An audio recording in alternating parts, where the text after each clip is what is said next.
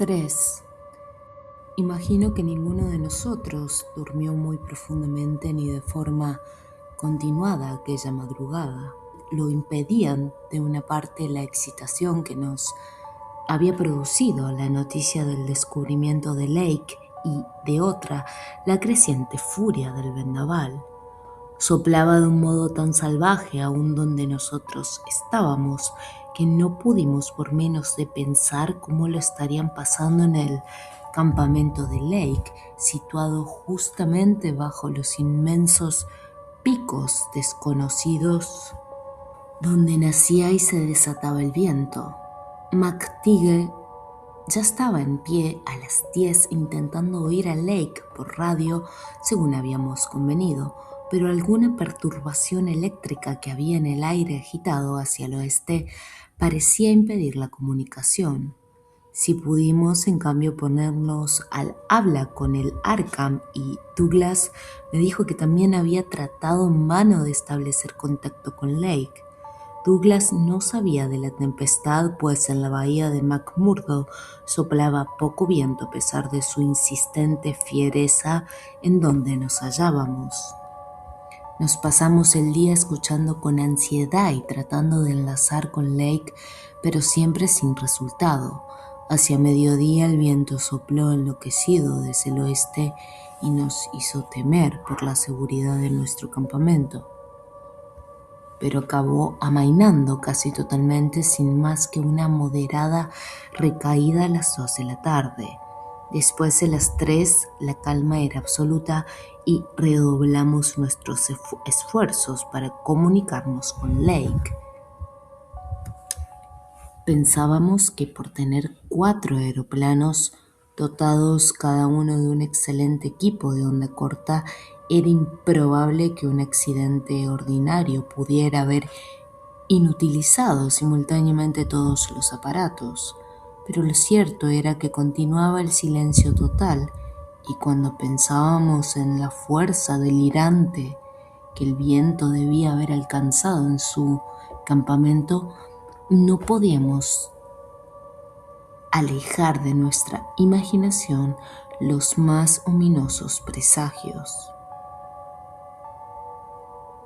Para las 6 nuestros temores eran ya más vivos y concretos, y después de consultar por radio con Douglas y Thorfinson, decidí tomar las medidas necesarias para realizar una investigación. El 5º aeroplano, el que habíamos dejado en el depósito de la bahía de McMurdo, con Sherman y 2 marineros, estaba en buenas condiciones y listo para su empleo inmediatamente. Parecía haberse presentado la emergencia para la cual lo habíamos reservado. Llamé a Sherman por radio y le ordené que acudiera con el aeroplano y los 2 marineros a la base sur tan pronto como pudiera, pues las condiciones meteorológicas parecían ser muy propicias. Hablamos luego del personal que realizaría la investigación y decidimos incluir a todos los hombres, llevando además el trineo y los perros que yo había conservado. Aunque muy considerable, la carga no sería excesiva para uno de aquellos enormes aeroplanos que habían sido construidos según nuestras instrucciones para el transporte de maquinaria pesada. De cuando en cuando volví a tratar de comunicarme con Lake, pero todo fue en vano. Sherman, con los marineros Gunnarsson y Larsen, despegó a las 7:30 e informó desde varios puntos del recorrido que las condiciones del vuelo eran buenas. Llegaron a nuestra base a medianoche y todos procedimos inmediatamente a discutir qué haríamos a continuación. Era arriesgado volar sobre la Antártida con un solo aparato y sin contar con una línea de bases de apoyo, pero ninguno vaciló ante lo que parecía ser un caso de absoluta necesidad. Nos retiramos a las 2 para descansar brevemente después de realizadas las operaciones preliminares de carga, pero 4 horas más tarde ya estábamos otra vez en pie para terminar de cargar el aeroplano y empaquetar el resto de las cosas. A las 7:15 de la mañana del 25 de enero, iniciamos el vuelo hacia el noroeste con McTeague como piloto, más 10 hombres, 7 perros, un trineo, provisión de víveres y combustible y algunas otras cosas, entre ellas la radio del aeroplano.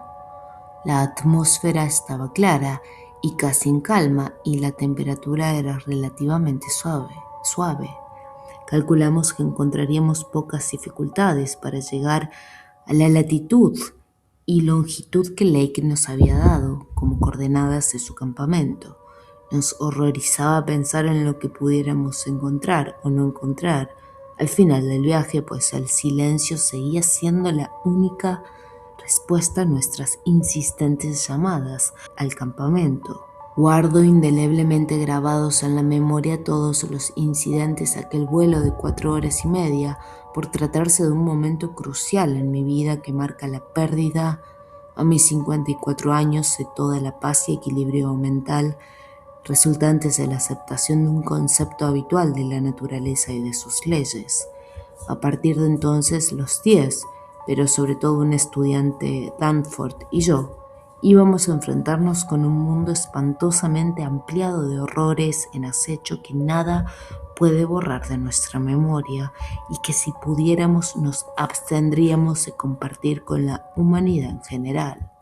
Los periódicos han publicado los boletines que enviamos desde el aeroplano en vuelo y que describían nuestro viaje sin escalas, las 2 luchas que mantuvimos con traidores vendavales en la atmósfera superior, nuestra visión de la superficie rota donde Lake había hundido 3 días antes la perforadora a mitad de su viaje y cómo encontramos un grupo de esos extraños cilindros algodonosos de nieve observados por Amundsen y Wirth y que el viento hacía rodar sobre interminables leguas de la helada meseta.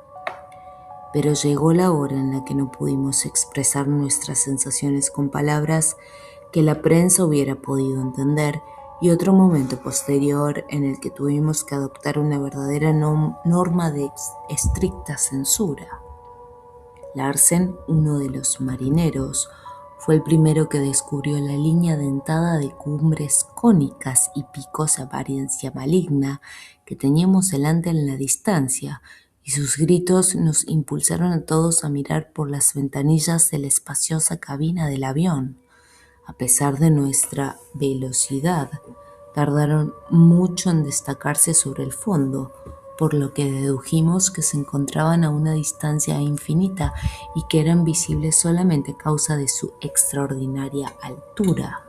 Pero poco a poco fueron irguiéndose amenazadoras en el horizonte hacia poniente y pudimos ver varias cumbres desnudas, yermas y negruzcas y captar la curiosa sensación de fantasía que inspiraban vistas a la rojiza luz antártica sobre el sugestivo fondo de unas nubes iridiscentes de polvo de hielo. Todo el espectáculo estaba saturado de la insinuación pertinaz y penetrante de algún asombroso secreto, de posible revelación. Era como si aquellas enhiestas torres de pesadilla fueran pilones que enmascarasen una temible puerta de acceso a prohibidas esferas de ensueño, enigmáticas cimas de remotos tiempos y espacios ultradimensionales. No pude eludir la impresión de que eran cumbres malignas, montañas de locura cuyas más lejanas laderas se asomaban a algún detestable abismo final. Aquella nube al fondo, trémula y medio luminosa, despertaba sugerencias indecibles, más que de un espacio terrestre, de un más allá vago y etéreo, y daba aterradoras advertencias de la naturaleza totalmente remota, apartada, desolada y muerta desde hacía muchos eones, ese mundo austral, insondable y jamás hollado. Fue Danforth quien nos llamó la atención acerca de la curiosa regularidad de las montañas más altas, regularidad como de fragmentos adheridos de cubos perfectos, a los que Lake había aludido en sus mensajes y que efectivamente justificaban su comparación con las imágenes como soñadas de ruinas de templos primitivos sobre las cimas nubosas de Asia que tan sutil y extrañamente pintara a Roerich. En verdad, había algo obsesionante que evocaba a Roerich en todo este continente sobrenatural de montañas misteriosas. Lo experimenté en octubre cuando divisamos por primera vez Tierra Victoria y lo volví a experimentar ahora. Sentí también otra oleada de inquietante percepción de semejanza con los mitos arcaicos, de la forma sospechosa en que estas tierras letales correspondían a la meseta de Leng, de siniestro renombre que aparece en los escritos primitivos. Los mitólogos han situado Leng en el Asia Central, pero la memoria racial del hombre o de sus predecesores es larga y bien pudiera ser que ciertas consejas hubieran llegado desde tierras, montañas y templos del horror anteriores a Asia y anteriores a cualquier mundo humano conocido. Algunos místicos audaces han insinuado que los fragmentarios manuscritos pnacóticos tienen un origen anterior al Pleistoceno y han supuesto que los fieles de Tzatoua estaban tan lejos de ser humanos como el propio Tzatoua. Leng, donde quiera que estuviera situada espacial o temporalmente, no era una región en la que yo deseara encontrarme, ni me agradaba tampoco la proximidad de un mundo que dio el ser a las ambiguas y arcaicas monstruosidades que Lake había mencionado. En aquel momento deploré haber leído el aborrecido Necronomicon y haber hablado tanto con Wilmart, el folclorista de la universidad, versado en tan desagradables temas. Este estado de ánimo sirvió indudablemente para grabar mi reacción ante el extraño espejismo que se desató sobre nosotros desde un cenit cada vez más opalescente, según nos aproximábamos a las montañas y comenzábamos a divisar las ondulaciones acumuladas de sus estribaciones. Durante las semanas anteriores habíamos visto docenas de espejismos polares, algunos de ellos de un realismo tan misterioso y fantástico como el actual, pero este tenía una calidad de simbolismo amenazador completamente nueva y misteriosa, y me estremecí cuando el trémulo laberinto de muros, torres y minaretes fabulosos surgió de entre los turbulentos vapores helados que se cernían sobre nosotros. El efecto que producía era el de una ciudad ciclopea, de arquitectura no conocida ni imaginada por el hombre, con inmensas masas de mampostería negras como la noche, que suponían monstruosas desviaciones de las leyes geométricas. Había conos truncados, a veces en escalones o estriados, que terminaban en altas columnas cilíndricas, interrumpidas aquí y allá por abultamientos bulbosos y a menudo coronadas por hileras de finos discos ondulados, así como grotescas estructuras prominentes y lisas que hacían pensar en amontonamientos en numerosas losas rectangulares, planchas circulares o estrellas de 5 puntas que se cubrieran parcialmente unas a otras. Había pirámides y conos compuestos, aislados o coronando cilindros, cubos o pirámides, y conos truncados más chatos, y también torres aguzadas como alfileres en curiosos haces de 5. Todas estas febriles estructuras parecían estar unidas por puentes tubulares que cruzaban de las unas a las otras a través de vertiginosos abismos, y la escala implícita en todo el conjunto era aterradora y opresiva por sus desmesuradas dimensiones. El espejismo, en líneas generales, no era muy distinto de algunos de los más caprichosos observados y dibujados por el ballenero ártico Scoresby en 1820, pero en aquel lugar y momento, con aquellos picos oscuros y desconocidos que se elevaban prodigiosamente ante nosotros aquel descubrimiento anómalo de un mundo anterior, en nuestras mentes el presagio de un probable desastre que habría afectado a la mayor parte de la expedición. Todos creímos percibir en él un matiz de latente perversidad y un augurio infinitamente aciago. Sentí alivio cuando el espejismo comenzó a desvanecerse, aunque en el proceso de disolución los diversos conos y torres de pesadilla adoptaron temporalmente formas distorsionadas aún más horrorosas. Cuando todo aquel engañoso espectáculo se desvaneció para sofocarse en bullente opalescencia, comenzamos a mirar otra vez hacia tierra y advertimos que no estaba lejos el fin de nuestro viaje. Las desconocidas montañas que teníamos ante nosotros se elevaron vertiginosamente como imponente muralla ciclópea, dejando ver con sorprendente claridad sus curiosas regularidades, aún sin ayuda de prismáticos. Ya volábamos sobre las estribaciones más bajas y podíamos distinguir entre la nieve, el hielo y los retazos desnudos de la meseta principal un par de puntos oscuros que supimos eran el campamento de Lake y las perforaciones hechas por este. Las estribaciones más altas se elevaban a unas 5 o 6 millas de distancia, formando una cadena casi independiente de la aterradora cordillera del fondo, con picos más altos que el Himalaya. Al fin, Ropes, el estudiante que había relevado a McTeague en los mandos del aparato, comenzó a descender hacia el punto oscuro de la izquierda, cuyo tamaño hacía suponer que se trataba del campamento. Mientras lo hacía, McTeague transmitió el último mensaje no censurado que el mundo iba a recibir de nuestra expedición.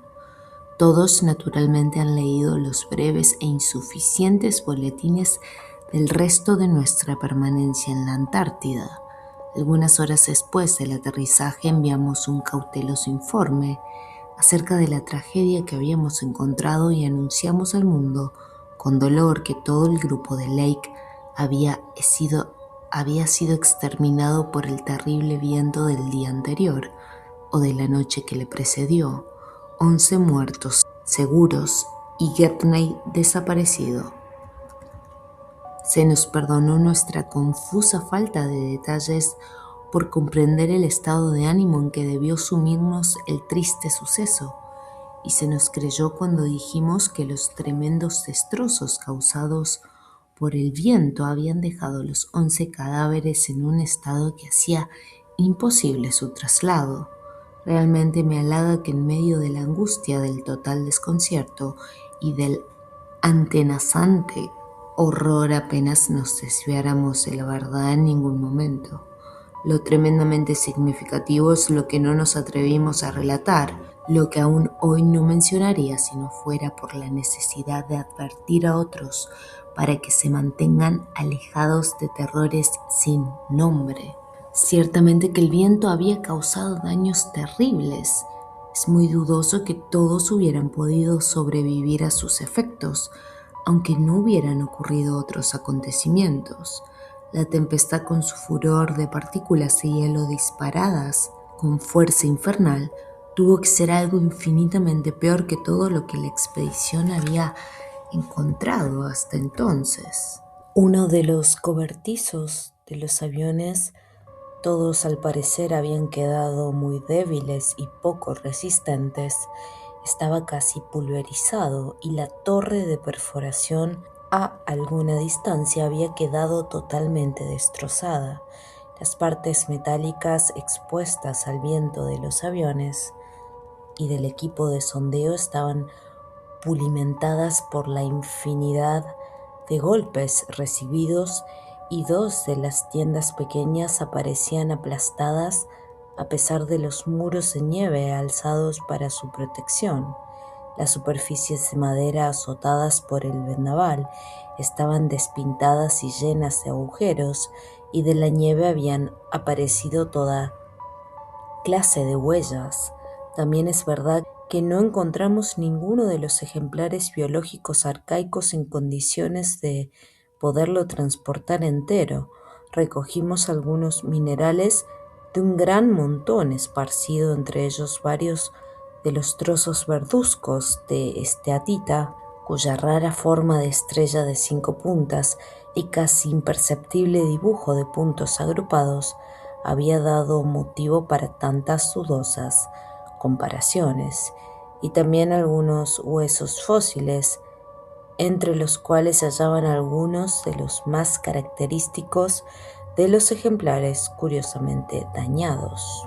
No había sobrevivido ninguno de los perros, y el cercado de nieve apresuradamente construido cerca del campamento estaba destruido casi totalmente.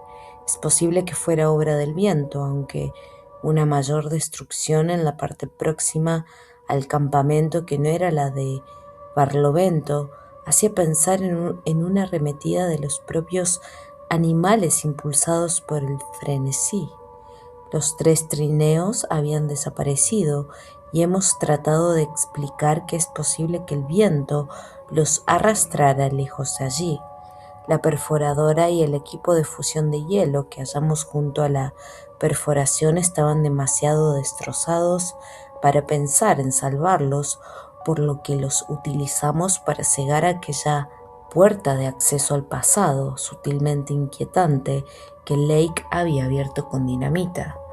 También dejamos en el campamento 2 de los aeroplanos más averiados, puesto que entre nuestro equipo de supervivientes solamente había 4 verdaderos pilotos: Sherman, Danforth, McTeague y Robbs, y Danforth se encontraba en un estado de nervios poco a propósito para pilotear. Recogimos todos los libros, equipo científico y accesorios que pudimos encontrar, aunque muchos de ellos habían desaparecido inexplicablemente por causa del viento. Las tiendas de repuesto y las pieles no habían desaparecido, o se encontraban en muy mal estado. Eran aproximadamente las 4 de la tarde cuando, después de un vuelo de reconocimiento muy prolongado, nos vimos obligados a dar a Gedney por perdido, y a esa hora transmitimos al Arkham un cauteloso mensaje. Creo que hicimos bien en darle el tono tranquilo y poco comprometedor con que conseguimos revestirlo. Si hablamos de agitación, fue con respecto a los perros, cuyo frenesí ante la proximidad de los ejemplares biológicos era de esperar en vista de los informes del pobre Lake. Creo que no mencionamos sus semejantes muestras de inquietud al olfatear los extraños trozos de esteatita verdosa y algunos otros objetos de la desordenada zona, entre ellos instrumentos científicos, aeroplanos y maquinaria que se encontraban tanto en el campamento como en la perforación, y cuyas piezas habían sido aflojadas, movidas o manipuladas por el viento, el cual debía estar dotado de singular curiosidad y deseos de investigar. Debe perdonársenos que nos mostráramos vagos acerca de los 14 ejemplares biológicos. Dijimos que los únicos que hallamos estaban muy maltrechos, aunque quedaba lo bastante de ellos para demostrar que la descripción de Lake había sido completa e impresionantemente exacta. Fue difícil mantener las emociones personales al margen de todo aquello. No dimos números ni dijimos cómo habíamos encontrado lo que pudimos hallar. Para entonces ya habíamos convenido no transmitir nada que pudiera sugerir que la locura se había apoderado de los hombres de Lake, aunque evidentemente parecía obra de dementes que 6 de las monstruosidades estuvieran cuidadosamente enterradas en posición vertical en tumbas de 9 pies de profundidad, bajo montículos en forma de estrella de 5 puntas, cubiertos de puntos hechos con algún instrumento punzante, formando dibujos exactamente iguales a los que mostraban los extraños trozos de esteatita color verdoso del periodo Mesozoico terciario. Los 8 ejemplares en perfectas condiciones que Lake había mencionado habían desaparecido totalmente arrastrados por el viento. También tuvimos cuidado de no alterar la tranquilidad del público, razón por la cual Danforth y yo apenas hablamos del terrible vuelo del día siguiente sobre las montañas. El hecho de que solamente un aeroplano radicalmente aligerado de peso podría sobrevolar una cordillera de tan gran altura fue lo que afortunadamente limitó a nosotros dos el número de participantes en la expedición. Cuando regresamos a la 1 de la madrugada, Danforth estaba a punto de derrumbarse vencido por los nervios, pero se dominó de manera admirable. No fue necesario violentarle para que prometiera no mostrar los dibujos que habíamos hecho y el resto de las cosas que trajimos en los bolsillos, ni para que dijera a los demás solo lo que habíamos convenido que transmitiríamos al exterior y escondiera las películas de fotografías tomadas con el fin de revelarlas posteriormente en secreto. Por ello, esta parte de mi narración será tan nueva para Pavodier, McTeague, Robbs, Sherman y los demás como para el mundo en general.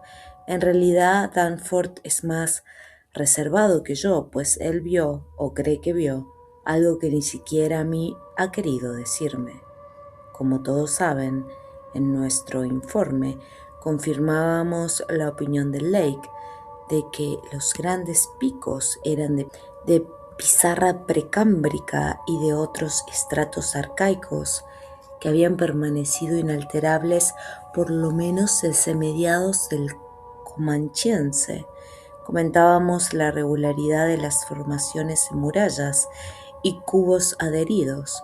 Decidíamos que las bocas de cavernas indicaban la presencia de venas calcáreas y sueltas. Conjeturábamos que ciertas laderas y desfiladeros permitirían escalar y cruzar la cordillera a escaladores experimentados, y comentábamos que en la otra vertiente misteriosa existía una elevada e inmensa supermeseta tan antigua e inmutable como las propias montañas. Todo ello mientras narrábamos un duro ascenso hasta 20.000 pies de altitud con grotescas formaciones rocosas que sobresalían de una fina capa glacial y con bajas estribaciones entre la superficie general de la meseta y los precipicios cortados a pico de las cumbres más altas. Este conjunto de datos es exacto en todos los sentidos y satisfizo completamente a los hombres del campamento. Achacamos el hecho de no haber regresado hasta pasadas 16 horas, un tiempo superior al que dijimos que habíamos permanecido volando, aterrizando, reconociendo el terreno y recogiendo rocas, a imaginarios vientos adversos, y dimos noticia verdadera de nuestro aterrizaje en las estribaciones lejanas. Afortunadamente el relato parecía auténtico y lo suficientemente trivial como para no tentar a otros a emular el vuelo realizado. Si alguien hubiese tratado de imitarnos, yo hubiera empleado todos mis poderes de persuasión para disuadirlo, y no sé lo que Danforth hubiera hecho. Mientras estuvimos ausentes, Pavodier, Sherman, Robbs, McTeague y Williamson trabajaron incansablemente en los 2 mejores aeroplanos de Lake, dejándolos en estado de funcionamiento a pesar de los inexplicables destrozos que se habían producido en su mecanismo. Decidimos cargar todos los aeroplanos a la mañana siguiente y salir para nuestra antigua base lo antes posible. Aunque esta ruta no era la directa, era la más segura para llegar a la bahía de McMurdo, pues volar en línea recta a través de desconocidas extensiones del continente muerto durante eones, supondría añadir muchos peligros. Apenas resultaba posible realizar más exploraciones en vista de las trágicas bajas que habíamos tenido y del daño sufrido por el equipo de perforación. Las dudas y los horrores que nos rodeaban y que no revelamos solamente nos hacían desear escapar lo más rápidamente posible de aquel mundo austral de desolación y sobre el cual se cernía la locura. Como sabe el público, nuestro regreso al mundo civilizado se logró sin más desastres. Todos los aeroplanos llegaron a la antigua base en la tarde del día siguiente, 27 de enero. Después de un rápido vuelo sin escalas, el 28 llegamos a la bahía de McMurdo.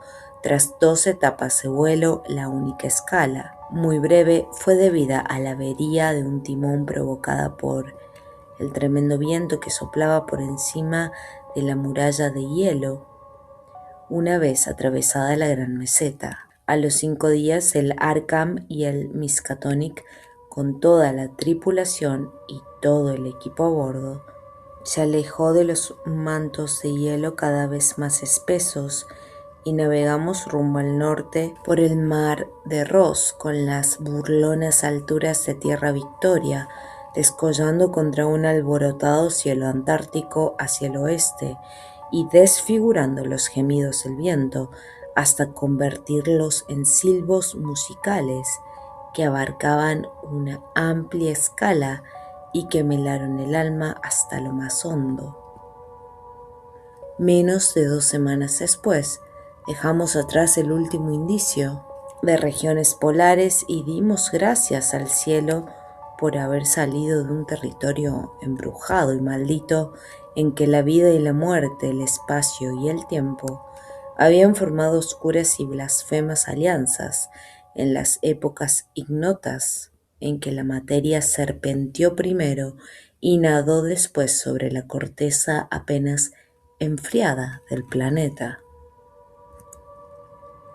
Desde nuestro regreso todos hemos procurado disuadir a los posibles exploradores de la Antártida, reservándonos ciertas dudas y suposiciones, con espléndida unanimidad y fidelidad.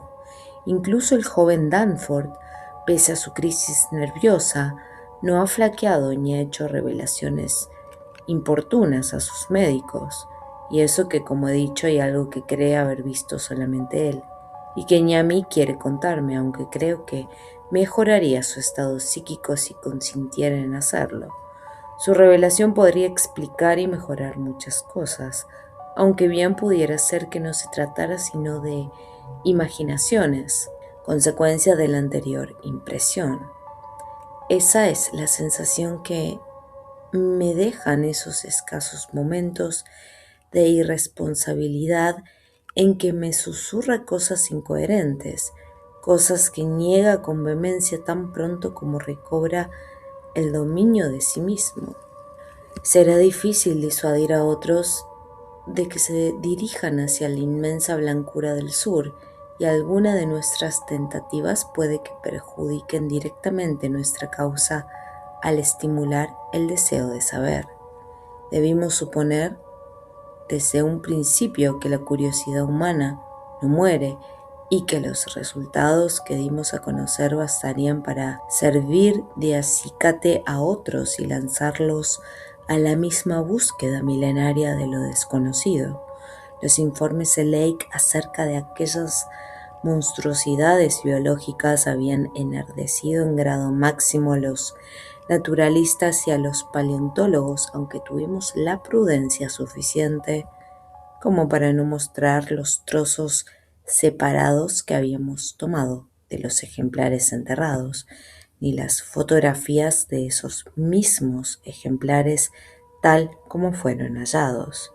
También nos abstuvimos de enseñar los huesos dañados y los trozos de esteatita verdosa, mientras que Danforth y yo hemos mantenido celosamente guardadas las fotografías que tomamos y los dibujos que hicimos en la altiplanicie de Allende, la cordillera y las cosas arrugadas que alisamos, estudiamos con horror y nos llevamos en los bolsillos. Pero ahora se está organizando la expedición Starkweather-Moore y con una minuciosidad muy superior a la que nuestro equipo trató de conseguir. Si no lo disuadimos, llegarán hasta el mismo núcleo de la Antártida y derretirán y taladrarán hasta sacar a la luz lo que nosotros sabemos que puede acabar con el mundo. Así pues, he de poner fin al silencio y hablar incluso de aquella postrera cosa sin nombre que se encuentra más allá de las montañas de la locura.